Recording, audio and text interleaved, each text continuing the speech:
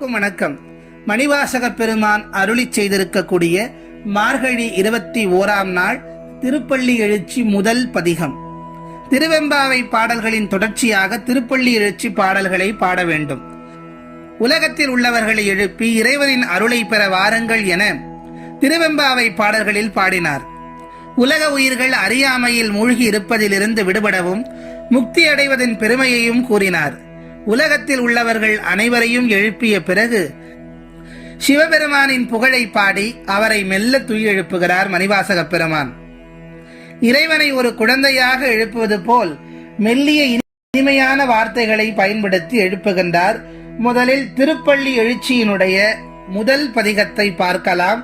போற்றியின் வாழ்முதலாகிய பொருளே, புலர்ந்தது பூங்கழற்கு இணைத்துணை மலர் கொண்டு, ஏற்றினின் திருமுகத்து எமக்கருளும் மலரும், எழில் நகை கொண்டு நின் திருவடி தொழுகோம், சேற்றிதழ் கமலங்கள் மலரும் தன்வயல் சூல், திருப்பெரும் துறை உரை சிவபெருமானே, ஏற்றுயர் கொடியுடையாய் எனையுடையாய், எம்பெருமான் பள்ளி எழுந்தருளாயே.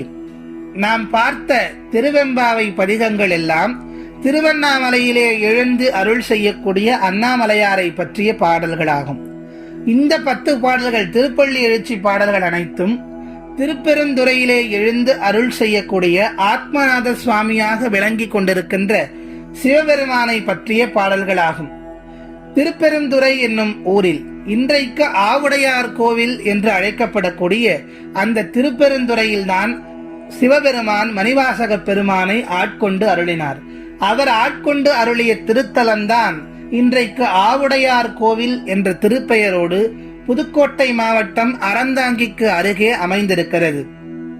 அந்த ஆவுடையார் கோவிலுடைய சிறப்புகளை பற்றியும் வரலாற்றை பற்றியும் வேறொரு பதிவில் காணலாம். இந்த பதிகம் திருப்பள்ளி எழுச்சியானது அந்த ஆத்மநாத சுவாமியை குறித்து திருப்பெருந்துறையிலே பாடப்பெற்றதாகும். முதலில் வரிக்கு வரியான விளக்கத்தை பார்க்கலாம்.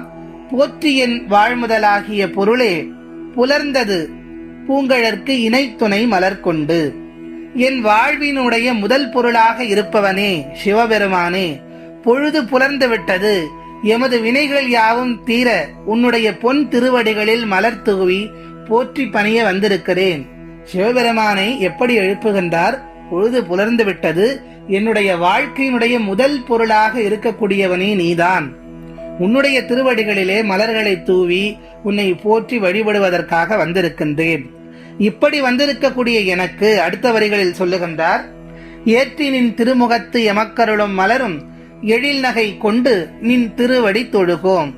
இப்படி மலர்களை தூவி உன்னை போற்றி வந்திருக்கக்கூடிய எனக்கு உன்னுடைய அழகிய திருவதனத்தில் புன்னகை மலர எமக்கு அருள் செய்வதற்காக எழுந்தருள வேண்டும் என்று விண்ணப்பம் செய்கின்றார் மணிவாசக பெருமான். அடுத்தது, இதை எந்த இடத்திலே விண்ணப்பம் செய்கின்றார்? அந்த ஊரினுடைய பெருமையை சொல்ல வேண்டும் அல்லவா? அடுத்த வரிகளில் சொல்லுகின்றார், சேற்றிதழ் கமலங்கள் மலரும் தன் வயல் சூழ் திருப்பெருந்துறை உரை சிவபெருமானே. இப்படி ஈசனுடைய புகழை பாடுவதற்காக மாணிக்கவாசகர் வந்துள்ள இடம் எது? திருப்பெருந்துறை என்னும் சொல்லக்கூடிய ஆவுடையார் கோவிலிலே எழுந்தருளக்கூடிய அந்த சிவபெருமான். அந்த பெருமானது பூங்கடல்களை போன்று சேற்றிலே பூத்திருக்கக்கூடிய செந்தாமரைகளும் அந்த பெருமானுடைய பூங்கடல்களை போன்று சேற்றில் பூத்திருக்கும் செந்தாமரை தடாகங்களும் சென்னல் வயல்களும் நிறைந்திருக்கும் திருப்பெருந்துறை. அந்த திருப்பெருந்துறையினுடைய அழகை இங்கே வர்ணித்து காட்டுகின்றார். அழகிய வயல்கள் சூழ்ந்த ஒரு ஊர். அந்த கோவிலை சுற்றி வயல்கள் இருக்கின்றன. அதற்கிடையே குளங்கள் இருக்கிறது. அந்த குளத்திலே இருக்கக்கூடிய சேற்றிலே செந்தாமரை மலர்கள் மலர்ந்திருக்கின்றன. அப்படிப்பட்ட குளிமை நிறைந்த இடமாக அந்த திருப்பெருந்துறை இருக்கிறது. அங்கே எழுந்தருளி அருள் செய்யக்கூடிய சிவபெருமானே. அடுத்த வரிகளில் சொல்லுகின்றார், ஏற்றுயர் கொடியுடையாய் எனையுடையாய், எம்பெருமான் பள்ளி எழுந்தருளாயே.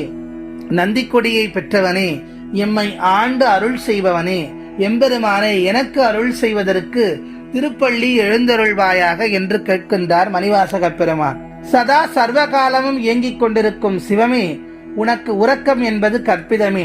நீ எப்போதும் உறங்குவதில்லை, அதனால் உன்னை எழுப்ப வேண்டிய அவசியமும் இல்லை. இந்த திருப்பள்ளி எழுச்சி பாடல்கள் என்பது உன் வழியே எங்களுக்குள் இருக்கும் ஆன்மாவை விழித்தெழச் செய்யும் முயற்சியே. நாம் எல்லாம் நினைத்துக் கொண்டிருக்கிறோம் சிவபெருமானை எழுப்பிக் கொண்டிருக்கிறோம் என்று. அப்படியெல்லாம் இல்லை. நம்முடைய சிவபெருமானுடைய திருப்பள்ளி எழுச்சி பாடல்கள் வாயிலாக நமக்குள் இருக்கும் ஆன்மாவை விழித்தெழ செய்யும் முயற்சியே என்பதை நாம் புரிந்து கொள்ள வேண்டும். சகல ஜீவன்களுக்கும் தலைவனான உம்மை இந்த அதிகாலையில் போற்றி பணிந்து பாட வந்திருக்கிறோம். ஆன்மாக்களின் தலைவனே, எமை ஆண்டருளும் ஈசனே, நாங்கள் யார், எங்கிருந்து வந்திருக்கிறோம், எதற்காக வந்திருக்கிறோம் என்பதையெல்லாம் அறியாமல் அலைப்பாய்ந்து கொண்டிருக்கும் இந்த ஆன்மாவை விழித்தெழச் செய்து உம்மை காட்டி உம் திருவடிகளை சுற்றி ஏற்றுக்கொள்வாய். இதுவே இந்த வேளையில் எங்களுடைய பிரார்த்தனை என்று திருப்பெருந்துறை எனப்படும் ஆவுடையார் கோவிலில் ஆத்மநாதர் எழுந்து அருள் புரிகின்றார். வாழும் காலத்தில் பல இன்பங்களை நாம் அனுபவிக்க வேண்டி இறைவனிடம் நாம் வேண்டுகிறோம். ஆனால் அவை எல்லாம் நம் உடலுக்கு தற்காலிக சுகமே. ஆத்மாவுக்கு சுகம் வேண்டுமே, என்ன செய்வது? ஆத்மநாதராகிய சிவபெருமானை சரணடைந்தால் பேரின்பத்தை அடையலாம் என்பதை இந்த பாடலின் உட்கருத்தாக சொல்லி மணிவாசக பெருமான் ஈசனை எழுப்புவதாக நம்மையெல்லாம் எழுப்பி அறியாமையை நீக்கி ஆண்டவனுடைய அருள் பெறுமாறு அழைக்கின்றார். மீண்டும் திருப்பள்ளி எழுச்சியினுடைய 2வது பதிகத்தில் உங்கள் அனைவரையும் சந்திக்கிறேன். நன்றி, வணக்கம்.